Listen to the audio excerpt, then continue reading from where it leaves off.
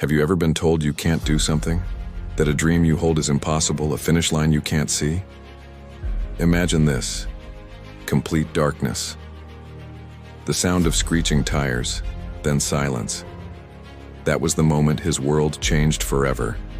A car crash stole his sight, and doctors delivered a devastating verdict: you will never run again. For a man whose soul lived on the open road, whose heart beat in time with his footsteps on the pavement, this was a life sentence. It could have been the end of his story. He could have accepted his fate, confined by four walls and the limits others placed on him. But in that darkness, a flicker of defiance sparked. A voice inside him whispered, then roared, "Watch me." It's one thing to say it, but another to live it. Learning to walk again was a monumental task, let alone run. Every step was a battle against fear, against the phantom images of the past, against the very real possibility of falling. But he found a guide, a partner who became his eyes, his trust, his rhythm. Together, they stepped out onto the training track. The first few steps were clumsy, uncertain. The fear was a cold hand on his shoulder, but with every stride, with every synchronized breath, the fear began to fade, replaced by something far more powerful: faith. Faith in his guide, faith in his own body, and faith in the crazy idea that he could still chase the horizon. They started small, running around the local track, then through neighborhood parks. Soon they were entering local 5K races.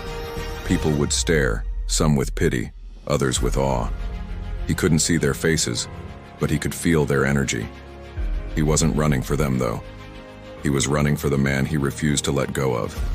Then came the ultimate test: the marathon. 26.2 miles of pure endurance. A challenge for any runner, but for a blind man, it seemed impossible. But he had already conquered the impossible. He had redefined it. From the bustling streets of Tokyo to the historic roads of Boston, he ran. He crossed finish lines he could only see in his mind, guided by a voice and a tether that had become an extension of his own will. He never saw a single sunrise over the course, never saw the cheering crowds holding up signs. But he felt it all. He felt the warmth of the sun on his skin. He heard the roar of the crowd as a wave of sound. He tasted the salt of his own sweat and determination. He proved that the most important finish lines aren't the ones you see with your eyes, but the ones you cross with your heart.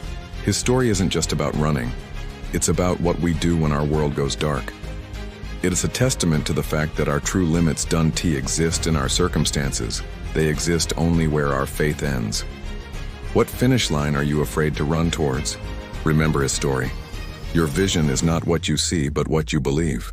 Thank you so much for watching. If this story moved you, please hit that like button, subscribe for more inspiring content, and share this with someone who needs to hear that anything is possible. See you in the next one.